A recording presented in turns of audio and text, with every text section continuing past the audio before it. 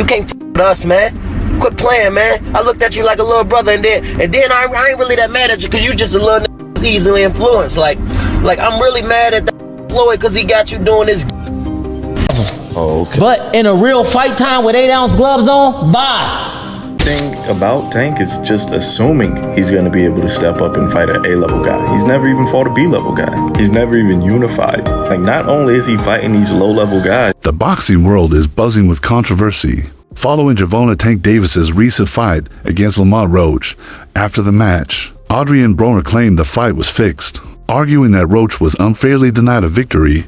Floyd Mayweather also weighed in, shedding light on the situation and adding fuel to the debate. If this kid said he'd been training every day, for years, every day in boxing, I'm somewhere in Aruba, in the Bahamas, in Dubai, I'm traveling the world on my jet, making millions. Gervonta Davis, who grew up in Baltimore's challenging streets, has become one of boxing's most electrifying talents.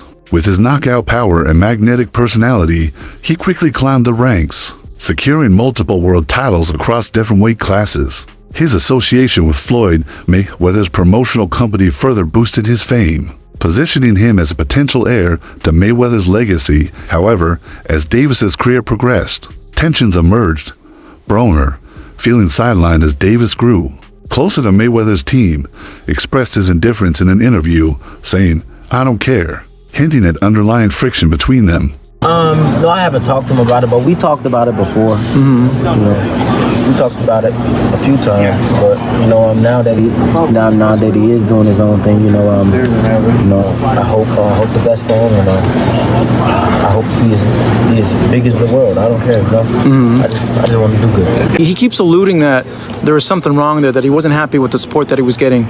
You know, is there something there from what he's saying, from what your relationship with him? That's not really for me to come out and talk about. You know, I'll wait until he's comfortable with saying and letting people know his business. But you know, now that he's on his own, I hope it Lord. ADRIENBRONER and Gervonta Davis once shared a strong bond that extended beyond boxing. Broner, a former multi-division champion, mentored Davis early in his career, often referring to him as his little brother. Their friendship was evident, but over time, it soured. Broner has openly discussed their falling out, recalling how close they once were, but acknowledging that their relationship deteriorated. He believes Davis felt betrayed by him, leading to the current rift between them. Like right now, me and Tank, it's weird because he loved me to death. He know I love him to death, but we don't talk every day how we used to. Nigga, it used to be a time where you ain't see me without Tank, or you ain't see Tank without me. But what happened was, I think what happened was, he just like, damn, bro. I feel like he look up to me so much. It's like I let him down because he's somebody that really know like what I can do and how good I am. And it's like he feel like, man, you tripping.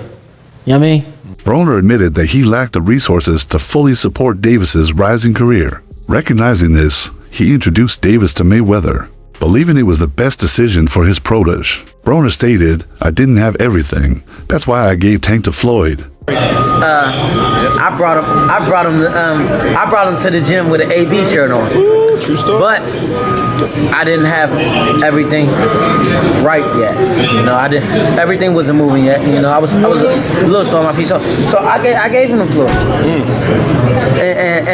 And every time we bring it up, Floyd like, "Thank you, AB. You gave me a good one." Does that feel like a win for About Billions Promotions as well? Of course, because at the end of the day, I don't care who promotes Gervonta Davis. I'm still gonna support him. Same way. He's a little brother to me. Tank been around us since he was like 17, 16. Adrian was already famous on TV and everything. We brought him on the internet. Floyd didn't even know him. Blew him out. Let him live with him. Yeah. Under Mayweather's mentorship, Davis achieved significant success. However, their relationship wasn't without its struggles. Reports suggest Mayweather frequently criticized Davis's performances, sometimes even publicly. This tension played a role in Davis's decision to leave Mayweather Promotions and pursue an independent career path. Tank vents out on social media. he's been through a lot, you know, throughout his life. So, but I take my hat off to him. I'm proud of him. Saturday night we had a game plan, and you know, a lot of times when he says certain things on social media, I say, you know, he's to me he's still a kid, and when I was that age, I probably would have did the same thing. I didn't have a Floyd Mayweather to stand behind me and tell me, you know, about what's right and what's wrong. He got the job done, but my hat off to Ryan Garcia, tough competitor, tough fighter, and the best man won. The recent bout between Gervonta Davis and Lamont Roach ended in a contentious majority draw. A pivotal moment occurred in the 9th round when Davis took a knee after a jab from Roach. While this would typically be ruled a knockdown, the referee chose not to penalize Davis, allowing the fight to proceed uninterrupted. What if Tank Davis is a fraud, right? Let's just put it out there. What if he's a fraud? I know what you guys are thinking. Jerry, stop it. You're hating. There's no way. You don't know that. I don't know that. We've never seen him fight a B-level fighter. Mario Barrios, these guys aren't B-level. Frank Martin ain't B-level guys. Stop the bullshit. There's always a thought in the back of my head, right? And I don't think Tank is a fraud. I would pick him over Devin Haney, a guy I'm really high on still after the Ryan Garcia situation, and Vasily Lomachenko, a guy I'm still high on at this old age. But we really don't know. There's really no evidence backing that he could beat Devin Haney or Lomachenko. Everything about Tank is just assuming he's going to be able to step up and fight an A-level guy. He's never even fought a B-level guy. He's never even unified. Like, not only is he fighting these low-level guys, but he's not looking the most impressive doing so. I mean, Frank Martin, he was arguably down to. He was down against Rolly Romero. He was down against Mario Barrios. You know, even Isaac Cruz was a very close fight, a 7-5 fight. And yes, of course, he's getting the knockout against, you know, most of these guys. I'm not going to sit here and argue that. But we got to admit, Devin Haney, Shakur Stevenson, Lomachenko, Teofimo Lopez, they're going to be a lot harder to knock out than Mario Barrios, than Leo Santa Cruz. We got to admit this. So what happens if the knockout doesn't present itself? It's safe to assume Tank is going to be down tremendously on the scorecards. Like I said, I don't think Tank is going to get exposed or nothing. Like, he's not going to be an elite fighter when he steps up in competition. But it's something in the back of my mind. What if Tank is just a B-level guy? What if he's just a guy who's been beaten on C and D-level guys and he's really... The referee's decision to ignore Davis's knee as a knockdown sparked outrage among fans and boxing analysts.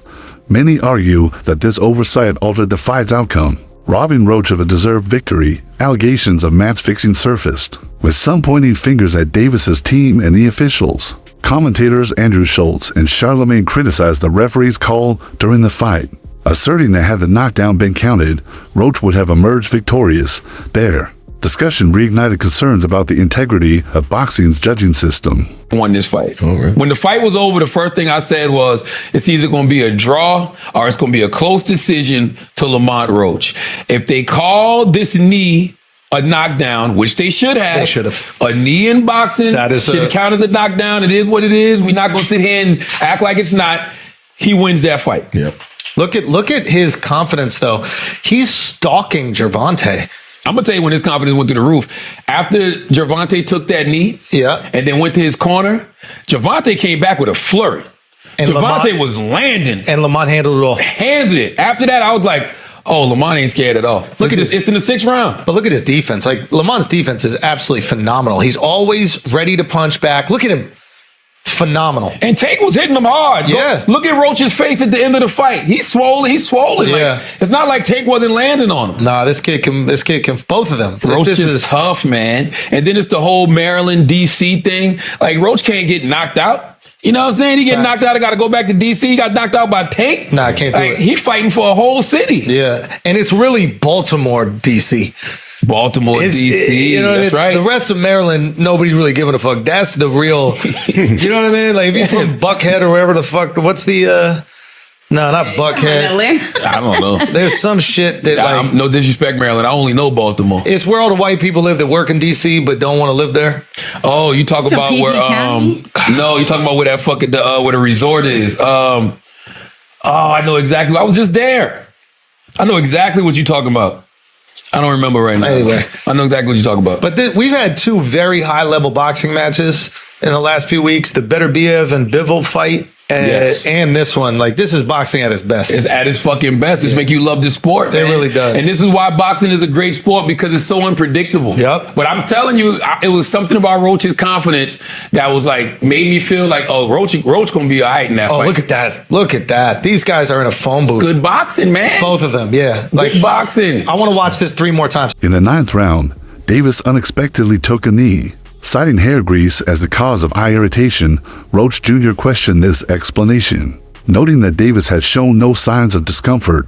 Earlier in the fight, Roach Jr. argued that regardless of the reason, whether sweat or something else, a fighter cannot pause the match to seek assistance from their corner. The part with the grease in the eye, that took on a life of its own. You know what I'm saying? That was a headline in the fight. One is, what did you think when he said that initially? Just like the grease in the eye. But 2 is like, when you was in the fight, was there any point that you saw that? Like, did you see like him kind of messing with his eye, or did you have any indication that that was something that was bothering him? No, see, and that's the thing. If you look at the whole fight, he was never bothering his eyes before you jabbed him. Before I jabbed him. But even that right hand that, like, you know what I'm saying, that kind of landed, he kind of rolled with it. But after that, you could see him wipe his eye. And then, right after I hit him with the jab, you could see him wipe his other eye. So it's like, it was corresponding to which hand that I punched him with and exactly which eye. So it's like crazy for him to say, it's grease in my eye.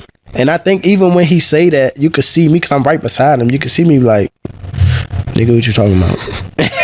So, right. But you say you don't think he willing though. Whatever. See, but who cares? Like, sweat gonna get in your eye, blood gonna get in your eye. Yeah, it don't matter. Spit fuck around and get in your eye. You know what I'm saying? But you, it's not like you can be like, all right, time out, ref. Hold on, Take no ref. time out. You can't do that. Right.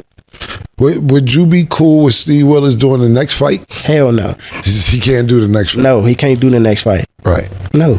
Pops is a no? Hell no. Yeah, fuck that nigga. Yeah. You know how many Coach Ben on him, man. He lucky he ain't running Coach Ben after that fight. But look how many times he fucked the fight up though. Right. The knee, him going to the corner to get assistance, like, who knows? Not saying that they did any cheating shit or nothing like that. But like, he wiped his face with a towel. You can't do that. Right. You can't do none of that. Right. That's a disqualification. You turned your back on the ref after you took a knee. Usually the ref will be like, all right, he don't. Renowned boxing trainer Greg Hackett shared his perspective on a potential rematch between Davis and Roach Jr. He believes Roach Jr. would approach the rematch with the same intensity and focus, aiming for a decisive win. Conversely, Hackett suggested that Davis might be reluctant to face Roach Jr. again, possibly doubting his ability to endure another grueling 12-round battle against Roach Jr.'s relentless approach. Hackett's insights highlight the psychological and strategic considerations fighters face when contemplating a rematch. Bet on the draw. Yeah. It's the best way to go. Bet on the draw. That's where I think you make the money. I think what they gonna do is they gonna even the odds so big, so crazy, you ain't gonna make no money betting on either one of them individually. Yeah. So the money gonna be on the odds. That's just what I think. It ain't come out yet, but if they fight in Vegas and they fight, and to be honest, I don't like that. Fight in Vegas. Bring it back on over to the East Coast. I don't like that. The DMV makes sense. I don't like how that smells. Something about the smell when you said Vegas.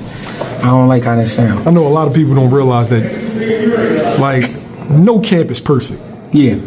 I quote when the Gervonta was dealing with some stuff ahead of the fight, like some serious shit. Now, no excuse. Lamont put on a great show, but I'm curious to see what is he going to look like with his plate being clean now. Right. I think, honestly, it don't matter whether he going through something or not. You know why? He respects Lamont, and we seen it. And I'm not just saying that because of how Lamont did. I'm talking about you really could see Tank had a lot of respect for Lamont. I got them starting off from the last fight, round 13, going right back into it. And it's going to be a rumble. So you feel like because of how the first fight went, it's not going to be no filling out, they just going to jump right into it and get busy? Yeah, because what Lamont knows is if I don't win convincingly, if I don't knock him out, or if I don't beat the shit out of him, they not gonna give it to me. Tank know I can't go another 12 again. Cause they gonna really say I have been exposed. That's one of the famous words. He's exposed. He exposed them. You know what I mean? That's the shit everybody say now. So Tank not trying to hear that neither. So Tank gonna be looking to really go in there, seek and destroy. But Lamont gonna be on the same. Before the controversy, Davis had limited high-profile fight opportunities. However, the disputed outcome against Roach Jr. has reignited interest in a rematch. This gives Davis a chance to clear the air and reaffirm his standing in the division. A rematch could serve as a platform for Davis to demonstrate his resilience and adaptability, potentially paving the way for future clashes with other top contenders. Kind of running out of available options for meaningful fights that look realistic in the here and now, right? You try to fight Lomachenko. Loma said he didn't want to fight, so that fell out the window in 2024. Maybe can be revisited. Rayo just lost to Gary Antoine Russell. I was looking at Rayo as a possible Tank foe. We do know that Team Tank reached out to Team Rayo at a point. So fast forward to the future. Shakur is doing deals with Turkey and Eddie Hearn. Seems like an obstacle. Tank says Eddie Hearn's a snake in a suit, and he doesn't seem to jive well with Turkey. Like he's like, this picture looks like a cult. It looked weird, and he's taking shots at the whole movement. You know what I mean? The whole Saudi stuff. So for me, I think this is great for Tank Davis because now you can rob the bank twice, run it back. Fans feel a type of way, which we'll talk about more. And you get to, like I said, rob the bank twice, run it back, get the clarity that boxing fans want, and then you can worry about the next move. Now, this is funny. I tell you guys all the time, there's a lot of low quality content in the world of boxing, right? The usual suspects. Roach Jr. delivered a stellar performance, challenging Davis and making the fight highly competitive.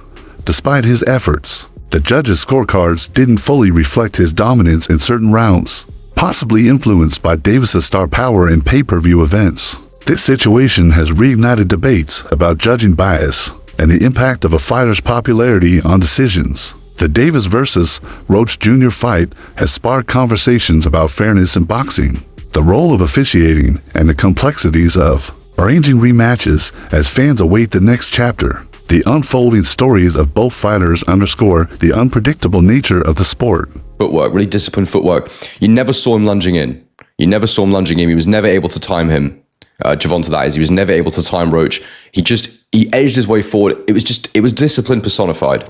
That is what you need to do against a counterpuncher. You can't make mistakes. You can't overcommit. And that is what Roach did. I also thought Roach was great with the left hook. The left hook landed pretty well.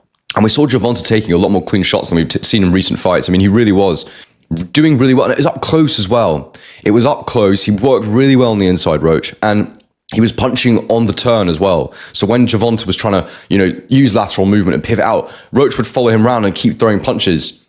And that was really good as well because, when a counterpuncher or when anybody is on the move like that, it's extremely hard for them to counter you. And so that is when you can commit a little bit more.